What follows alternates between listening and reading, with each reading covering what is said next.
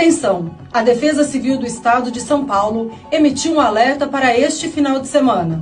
Entre sexta-feira, dia 18, e domingo, dia 20, fortes chuvas estão previstas devido à passagem de uma frente fria. Estas chuvas serão intensas e acompanhadas por raios, ventos moderados a forte que podem ultrapassar 60 km por hora, além de queda de granizo em pontos isolados. Há risco elevado de deslizamentos, enchentes e alagamentos nas áreas mais vulneráveis.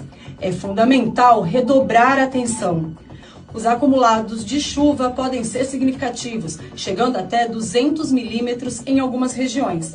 Na região metropolitana de São Paulo, são previstos até 95 milímetros de chuva. Na Baixada Santista e no Vale do Paraíba, os volumes podem atingir até 100 milímetros. Já no litoral norte, as chuvas podem